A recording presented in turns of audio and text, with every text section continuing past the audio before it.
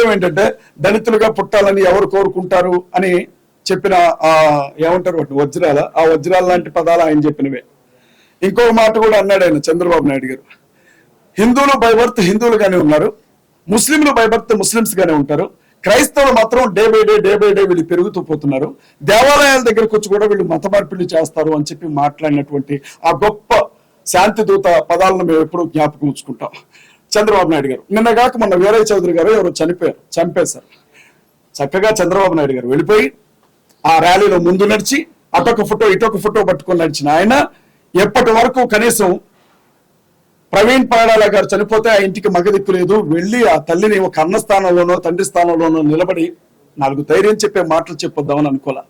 చంద్రబాబు నాయుడు గారు ఇక మీరు గుర్తుపెట్టుకోండి, పవన్ కళ్యాణ్ గారు కావచ్చు, బీజేపీ కావచ్చు, జాకీలు పెట్టి లేపినా మిమ్మల్ని ముఖ్యమంత్రి కానివ్వము ఆంధ్రాలో. నేను చాలా స్పష్టంగా చెప్తా ఉన్నా, క్రైస్తవులందరి తరపున చెప్తా ఉన్నా, నేను ఒంటరిగా చెప్పట్లా, క్రైస్తవులందరి గుండెల్లో ఉండే బాధను చెప్తా ఉన్నా. ఎన్ని జాకీలు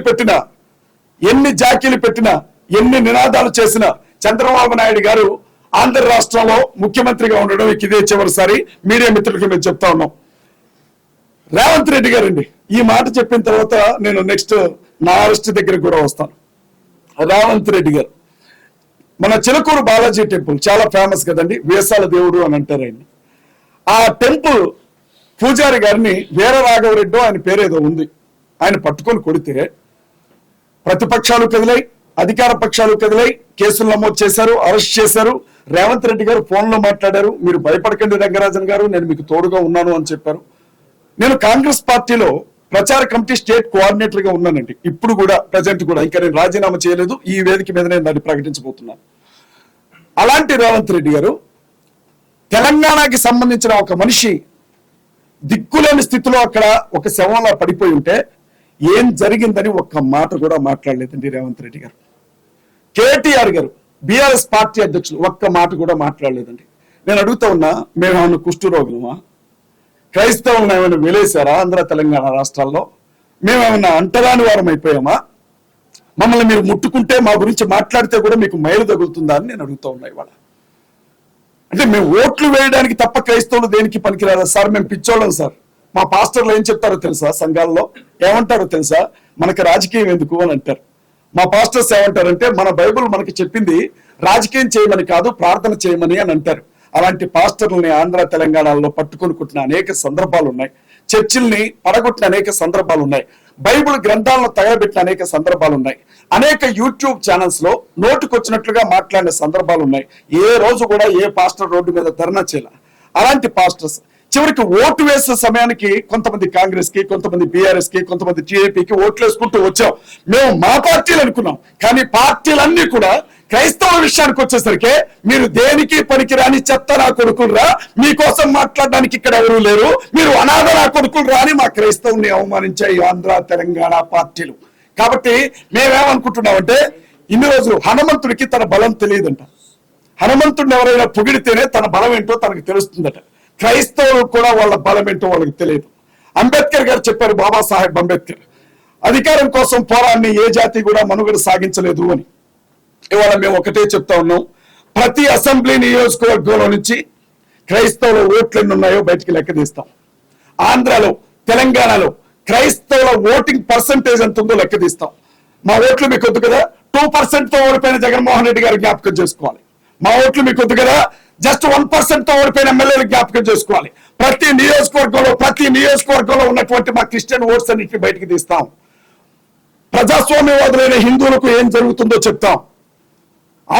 ఇప్పటికీ కూడా నోట్లో మూత్రాలు పోయబడుతూ అవమానించబడుతున్న దళితులకు ఏం జరుగుతుందో చెప్తాం. భారతదేశంలో పుట్టినంత మాత్రాన ఈ దేశభక్తి ఉండదు, భారతదేశంలో పుట్టినంత మాత్రాన వీళ్ళు ఈ దేశ ప్రజలు కారు, వీళ్ళు ఎప్పుడు పాకిస్తాన్కే వస్తాదు పలుకుతారు అని మాట్లాడుతున్న ముస్లిం సహోదరులు కూడా కలుపుకుంటాం. రాబోయే ఎన్నికల్లో తప్పనిసరిగా మమ్మల్ని తొక్కిపట్టిన ఈ రాజకీయ పార్టీలను తొక్కిపట్టి నరం చేస్తాం. అది చెప్పడానికే ప్రెస్ మీట్ ఏర్పాటు చేస్తాం. ఎట్టి పరిస్థితుల్లో వదిలిపెట్టే రాజకీయ పార్టీ. మీరు అనుకోవచ్చు, ఇది సాధ్యమేనా? రాజకీయం అంటే డబ్బుతో కూడుకుంది, కులంతో కూడుకుంది, మతంతో కూడుకుంది, ప్రాంతంతో కూడుకుంది, ఇది సాధ్యమేనా అని మీరు అనొచ్చు. అయితే క్రైస్తవులు ఎప్పుడూ ఒక గీత వెనుకుంటారు. ఆ గీత దేవుని మాట. ఆ గీత దాటి ముందుకు రారు. ప్రవీణ్ పగడాల గారి మరణం తర్వాత రాజకీయ పార్టీలు వేసిన ఎత్తులన్నీ చూసిన తర్వాత ఆ గీత తెగింది క్రైస్తవ సమాజానికి. ఇప్పుడు ఏమంటున్నారో తెలుసా? పాస్టర్స్ అంటున్నారు మేము పోటీ చేస్తాం రాబోయే సర్పంచ్ ఎన్నికల్లో, పాస్టర్స్ చెప్తున్నారు మేము పోటీ చేస్తాం రాబోయే ఎమ్మెల్యే ఎన్నికల్లో. మా ఓటు, ఒక్క ఓటు ఈ రాజకీయ పార్టీలకు పడ్డా మేము వ్యభిచారం చేసినట్లే. ఒక్క ఓటు కూడా ఆంధ్ర తెలంగాణలో వాళ్ళకి పడలేమో, ఎట్టి పరిస్థితుల్లో వాళ్ళకి మా సపోర్ట్ దొరకదు అని చెప్తున్నారు. యునైట్ చేస్తాం ఖచ్చితంగా. ఇంకొక విషయం చెప్తాను, అవి చెప్పనా? నన్ను అరెస్ట్ చేసిన విషయం మీ అందరికీ తెలుసు. మీకు చాలా అనుమానాలు ఉంటాయి, మీరు నన్ను చాలా ప్రశ్నలు అడుగుదామని ఫిక్స్ అయిపోయి ఉంటారు. ఆల్రెడీ మేనిఫెస్టో తయారై ఉంటుంది మీ దగ్గర, నాకు తెలుసు ఆ విషయం. నన్ను ఎందుకు అరెస్ట్ చేశారో చెప్తాను. ఫస్ట్ అరెస్ట్ చేయొచ్చో లేదో తర్వాత సంగతి. ఒక యూట్యూబ్ ఛానల్లో డిస్కషన్ జరుగుతుంది. రాధా మనోహర్ దాస్ అనే ఒక వ్యక్తి బైబిల్ గ్రంథాన్ని బొకడా బైబిల్ అన్నాడు. నేను ఈ పదాలు ఉపయోగించకూడదు, నన్ను క్షమించండి. అదే బైబిల్ గ్రంథాన్ని, అమ్మ ఆడబిడ్డలు ఉన్నారు నన్ను మన్నించండి, మీ బ్రదర్ అనుకోండి, లంజల పుస్తకం అన్నాడు బైబిల్ గ్రంథాన్ని. అదే బైబిల్ గ్రంథంలో ఉండే మరీని యేసుక్రీస్తు ప్రభు తల్లి మీ ఫ్యామిలీ వదులుతారా? మేము వస్తాం ఖచ్చితంగా, మేము వస్తాం సార్ ఖచ్చితంగా. ఒకవేళ ఆ కేసుని ఒక అమ్మాయి దగ్గరికి వెళ్ళి తెచ్చారు వాళ్ళు మూసినా మేము వస్తాం మాట్లాడడానికి. రెచ్చగొట్టం ఇది. మా డిఫరెషన్ ఏమన్నా ఉంటే చెప్పండి నాకు, అర్థం చెప్తాను సార్. సార్ సార్ తల్లి ఒక్క నిమిషం, ఒక ప్రశ్న అన్నా, ఒక్క విషయం. కోర్టులను మాత్రమే నమ్ముతున్నాం. కోర్టుల మీద మాకు పూర్తి నమ్మకం ఉంది. న్యాయ వ్యవస్థ మీద మాకు పూర్తి నమ్మకం ఉంది. న్యాయవాదిని నమ్ముతాం, కోర్టులో పనిచేసే క్లర్క్ను కూడా నమ్ముతాం సార్. మేము ఈ దేశం ఈ రోజు ఇలా ఉంది అంటే దానికి రెండే కారణం, ఒకటి రాజ్యాంగం, రెండవది న్యాయ వ్యవస్థ. మేము బలంగా నమ్ముతున్నాం. ఎవరు ఎవరు ఆంధ్ర కోర్టులో కేసేసాం సార్. కేఏపాల్ గారు కేసేశారు. ఆగస్టు నెలలో మళ్ళీ దానికి సంబంధించిన హీరింగ్ ఉంది. ఓడిపోయారని మీరు ఎలా చెప్తారు? జైలు దగ్గరికి వెళ్ళి వచ్చాక ఏం నేర్చుకున్నారని అన్నారు. నాకు జైలు జీవితం చాలా నేర్పింది సార్. ఒక్కసారి జైలుకి వెళ్ళినా, ఒక్కసారి చావు బ్రతుకుల మధ్య హాస్పిటల్కి వెళ్ళినా చాలా విషయాలు తెలుస్తాయి సార్.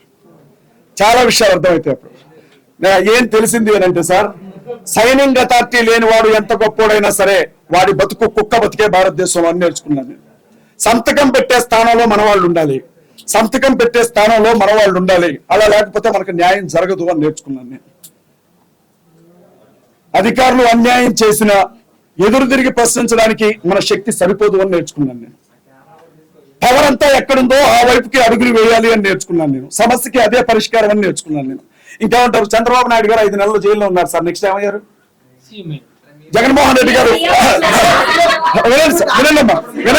వినండమ్మా, మహాత్మా గాంధీ జైల్లో ఉన్నారు లేరా? అంబేద్కర్ గారు జైల్లో ఉన్నారు లేరా? నేను చెప్పేది వినండి. జగన్మోహన్ రెడ్డి గారు జైల్లో ఉన్నారు, రేవంత్ రెడ్డి గారు జైలుకి వెళ్ళి వచ్చారు.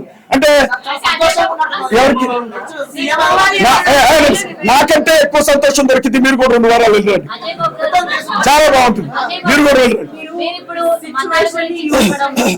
మతాల గురించి చెప్పడం, ఈ రోజు ప్రభుత్వాలంతా కూడా వేరే విధంగా మాట్లాడడం, అందరినీ క్రిస్టియన్ కమ్యూనిటీ మొత్తాన్ని కూడా మీ వైపు తిప్పుకోవడం. నెక్స్ట్ మీరు ఒక అంటే ఇప్పుడు కాంగ్రెస్ నుంచి కూడా రిజైన్ చేశామని మీరు చెప్పారు కాబట్టి నెక్స్ట్ మీరు పార్టీ పెట్టుకోవడానికి ఇదే తొలిమెట్టు అని చెప్పి మీరు అనుకుంటున్నారా? దీని నుంచి ఇన్ని చెప్పారని అది నిజమైతే అదే మాట చెప్తాను కదా. పార్టీ పెట్టి కాదమ్మా, ఒక నిమిషం సార్ అడిగారు కదా. పార్టీ పెట్టడానికి నెలకి 25,000 ఈఎంఐ కట్టడానికే ఎట్లా అని ఆలోచించే వ్యక్తిని పార్టీ పెట్టి ఎక్కడ సంస్థ నడపాలా? భావిస్తారమ్మా. మీరు కూడా క్రైస్తవులందరూ ఫండ్స్ ఇస్తారు. మీరు కూడా ఇమీడియట్ గా క్రైస్తవుల తరఫున మాట్లాడండి, అకౌంట్ ఒకటి ఓపెన్ చేయండి, కావాల్సిన తడపు.